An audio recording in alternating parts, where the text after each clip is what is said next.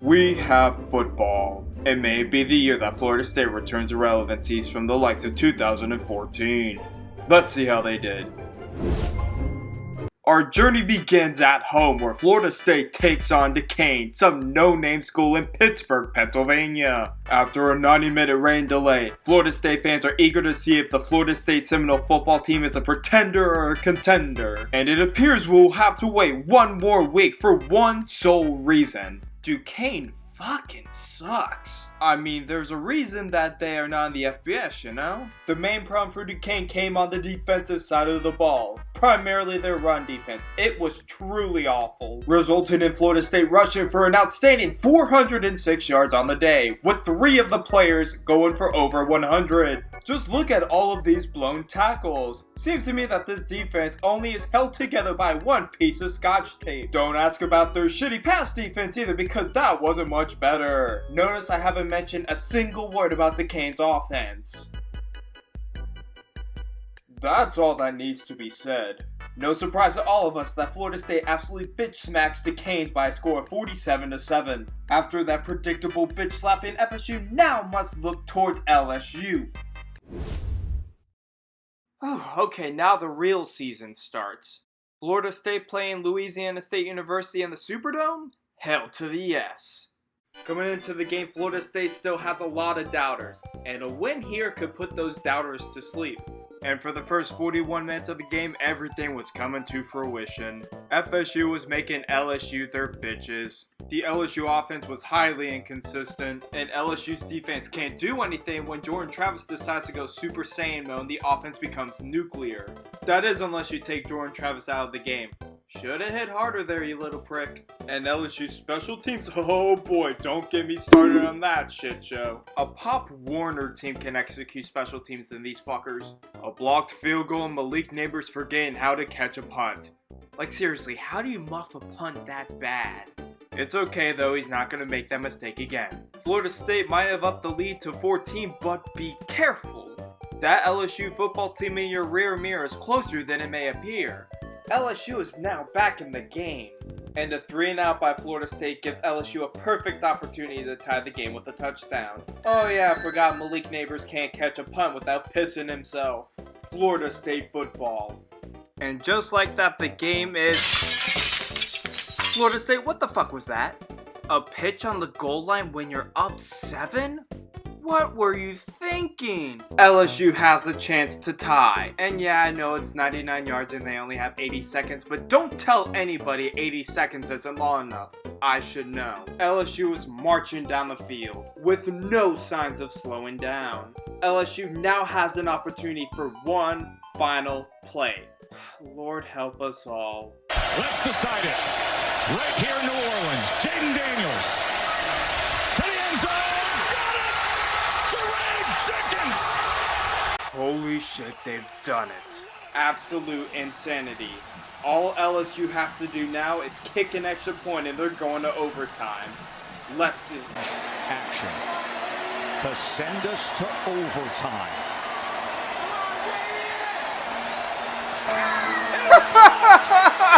You didn't make it. All that for nothing. Well, time to get plastered on Bourbon Street, boys. If there is any stipulation that Florida State needs to meet, is to win in situations that don't revolve around beating up on FCS teams or massive amounts of ineptitude from oppositions. You sit there and wonder, this doesn't feel like FSU football from years past. Except for that. But to see this team keep up with competition should make every fan optimistic. What could possibly go wrong? No Jordan Travis means FSU is a gazelle in the African savannah. I can assure to everybody that Tate Rodemaker is not the answer. Jordan Travis is. Please come back. And just when you think this team has no hope of coming back, you realize that there is another name that needs to be known. And his name is Johnny Wilson. This man's got some awesome route running. Protect him at all costs. However, you don't hear the announcers mentioning how great of a route runner he is because he is 6'7", baby. Did you know that? I bet you didn't. It's not like the announcers mentioned that about a billion times. And with that, Florida State is now in a perfect position to make this a one-touchdown game. Oh shit! Seriously, are you that fucking surprised by this? Having endless amounts of heart attack is the game. And with this game clinching interception for the second straight game, we can relax in a sigh of relief. FSU is now 3-0 and is the only Florida team to be undefeated. Congratulations, Louisville. You just lost to Tate Rodemaker. Motherfuckers, come on, motherfuckers, come on, motherfuckers, come on, motherfuckers, come on, motherfuckers, come on, motherfuckers, come on. It's an amazing time to be a Florida State football fan. And for the first time in 7 years, Doak Campbell Stadium is sold out. Boston College, thank you for participating in this affair. Unfortunately for you, the only thing your fans will be getting is a deep dose of despondency. If you know of any Boston College fans in the area, I'd highly advise to check on them. And while you're at it, be sure to hide the bleach and metal forks from arm's reach. I don't say this because Boston College lost. I'm saying this because Boston College lost like this. This game wasn't even fucking close. It only took one quarter to tell everybody that Florida State was going to win this football game. And you must be like, don't be ridiculous. Boston College can still come back. Bitch, did you not see what Boston College put out on the field? Boston College is the football equivalent to Amy Schumer, an uninspiring laughingstock that no one truly cares about. And just like that, after going 0-4 last year, Florida State this year is now 4-0. How can this week get any better? Florida lost to Tennessee? Miami lost to Middle Tennessee? Florida State is ranked in the AP poll?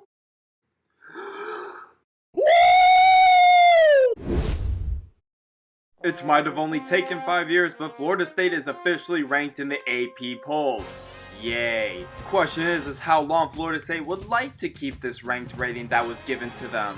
Well, in their eyes, 1 week is good enough for them. And sure, Florida State scored on the opening drive, but there is way more to this game than this. This team as a whole played like hideous shit. Christian Turner and Justice Ellison ate up this FSU's defense. I know we're plagued with injuries on the defensive front, but where did our run defense go? With FSU's defense playing like this and Wake Forest offense playing like this, what do you think is going to happen? Wake Forest simply ran up the tap, scoring 21 unanswered points before the half. Oh yeah, and also Ryan Fitzgerald can't kick simple field goals. But don't you worry, young fella, Ryan Fitzgerald is gonna get some kicks up before the start of the third quarter and...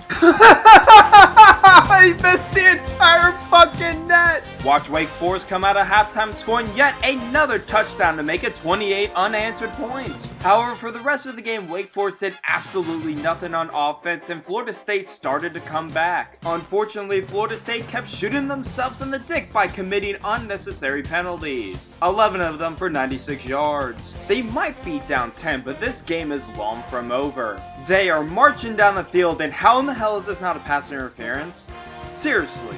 It is now 4th down and Mike Norvell has some decisions to make. What do you think Mike Norvell will do? Will he A, elect to go for it because this is the only possible chance we have at winning this football game? Or B, will trust Ryan Fitzgerald to kick a 55-yard field goal in order to give us 3 points to the good? Let's find out. Mike, you're seriously trusting the person that's been throwing road spikes under your car? I get that you have to trust your players, but this wasn't even close. And with this miss, Florida State loses its first football game of the season. I know that Ryan Fitzgerald is the most hated man on campus, but please don't go after him. He's just a person just like us at the end of the day.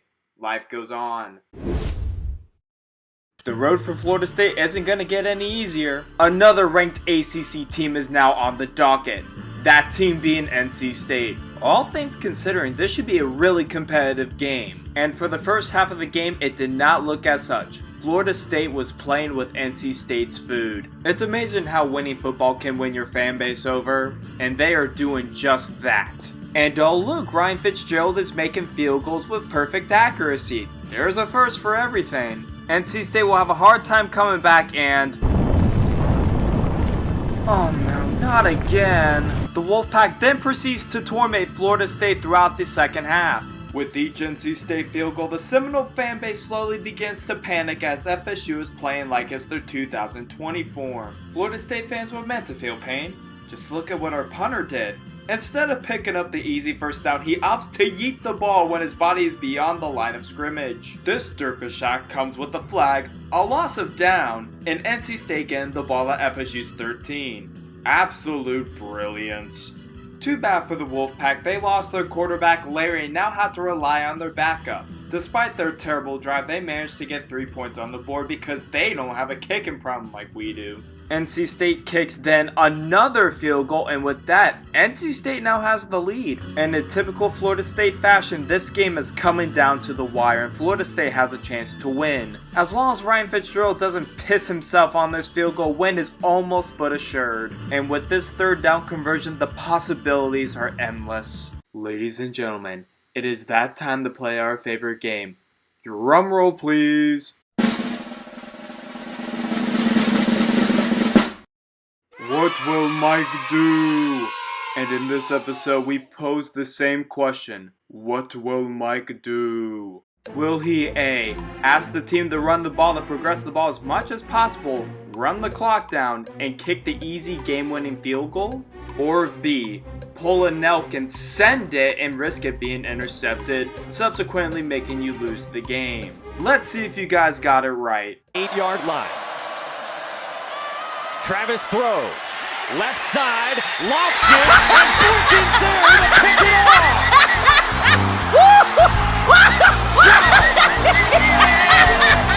And to think Florida State's play calling couldn't get any more fucking stupid. The only way to describe Florida State's second half is like an FSU freshman going to Potts. Has an opportunity to score, tries their damn hardest to score, and ends up not scoring. Now if you'll excuse me, I'm gonna go and drink my problems away. Just like every Florida State football fan is doing right now.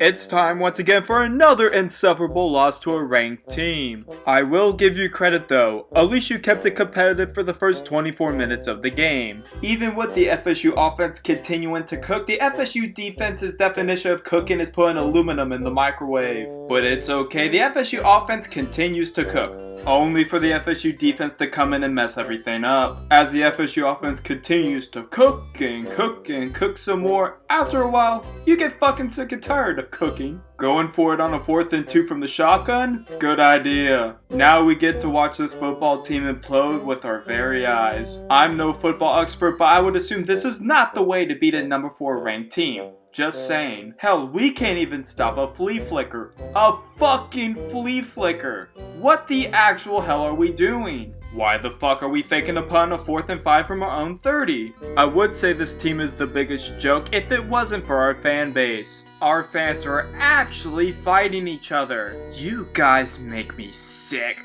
Having said that, this game is basically over with Clemson being up 20. Clemson, what the hell are you doing? Stop being a bunch of teasers and giving us false hope. Are we gonna come back and win here? No, we're not. And with this loss, FSU has now lost 3 straight after starting 4-0 and... Hang on, wait a second. Okay, last season FSU loses 4 straight to start and then goes on to win their next 3 in a row. Let's see this season. Oh, we win 4 in a row to start the season and then lose 3 straight after that. Considering last year we lost to Clemson in Game 8, we are guaranteed to win our next game against Georgia Tech if all checks out. Welcome to the most unforgettable game of the season. A game played at noon means that no one is really going to show up or give a damn. Georgia Tech, you had no chance. And let me respond in a way that your fan bases would. By giving 0 fucks. Take this easy win, Florida State, and move on to the next game. We have axes to grind. This performance was one of the most abysmal I've ever seen. Get your fans hyped up for an ACC brawl to then being dick slapped by Florida State by 6 touchdowns. Hey Miami, remember when you were absolutely shit talking Florida State stating that you'd get back at them? Sure as hell didn't look like it here. Your philosophy was to go big or go home, and honestly, you should have taken y'all's asses home. You UM kids might have a lot of money, but at least we have a good football team. Aw, you're salty that I'm only showing FSU reels? Very unprofessional of me. Enjoy this reel, UM fans.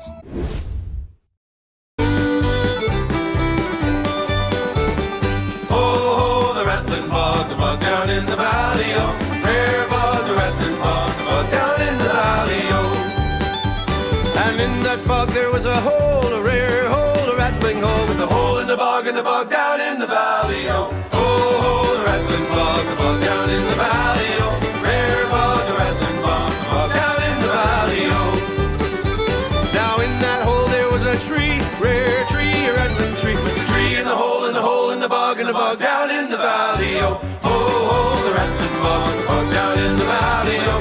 Rare bog, the rattling bog down in the valley, oh. Now on that tree there was a branch, a rare branch, a rattling branch, with a branch on the tree, and the tree in the hole, in the bog down in the valley, oh. Oh, the rattling bog down in the valley. I want you to close your eyes and picture the class bully in a middle school. Everyone in the school was afraid to face the bully, and he thought he was the toughest shit ever. One day, however, he happens to pick on the wrong kid, and that kid tells his high school brother. The high school brother comes in and gives the middle school bully the business, slamming his head into a brick wall.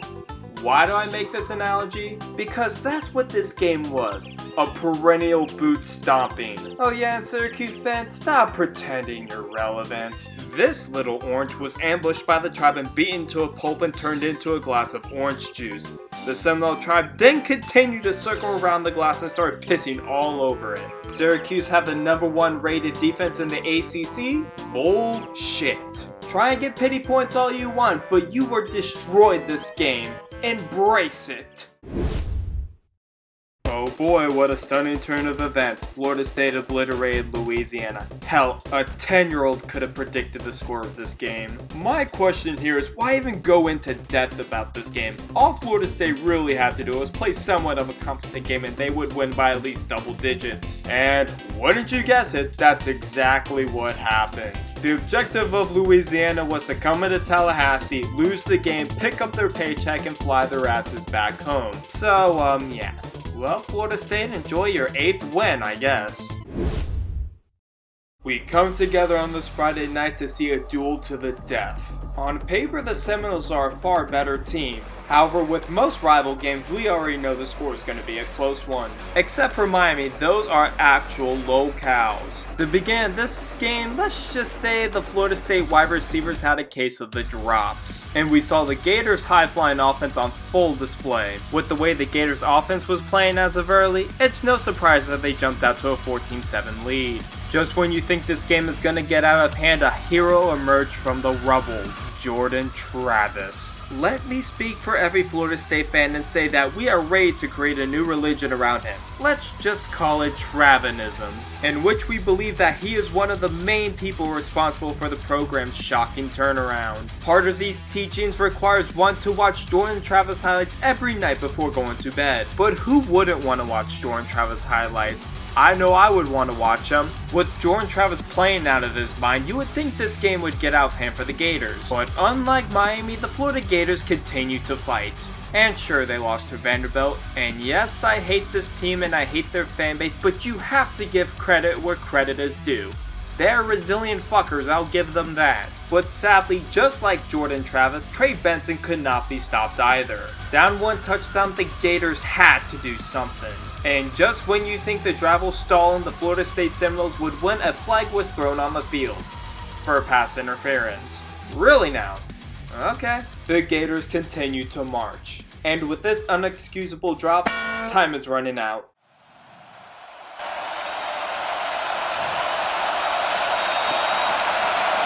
Edge pressure. Richardson trying to get away. Chucks it downfield and complete. And in the end, the win goes to the Florida State Seminoles. For what happens next is anyone's guess. The Cheez-It Bowl, eh? Well, let's see which team's the cheesiest in town. Even though Florida State is heavily favored to win this game, let's just say their first half performance was a little disappointing. It's like your mother comes up to you and tells you that they have Cheez-Its in the pantry, and when you walk into that pantry, you are very disappointed to see that it's one of those shady Walmart off-brands. Even when Oklahoma went up 14-3, I wasn't worried. High-end talent will bail us out again. Oh wait, we failed to convert a 4th down again. How in the fuck do you not catch this ball? Now let's just watch Marvin Mims torch our secondary again. My optimism is now shattered. Oklahoma missed a field goal? Oh, you sly dog. Now my optimism is back yet again. Oh my goodness, Florida State is coming back. Quick, I gotta go run downstairs and get my Cheez-Its.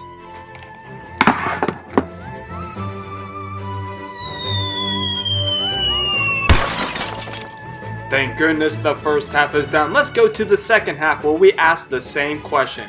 What the fuck is a defense? Who even wants to watch good defense? It's not great for the ratings. We need a high-flying offense to make this game less of a snooze fest. This will be a game for the ages. Not because of the defense, but because this is starting to become a high-scoring game. For any jackass saying that there has to be defense for it to be a great game, I would like to politely tell you to get out of college football and go watch the NFL. You don't deserve to watch people like Johnny Wilson torch defenses. Now that all the haters and naysayers are gone, let's watch Ryan Fitzgerald kick a clutch field goal to make the lead 35-32. How will Oklahoma respond? By doing absolutely nothing with the football. And with this game clinching sack, Florida State wins its 10th game of the season, our Cheez-It Bowl champions, and with that, this journey comes to a close.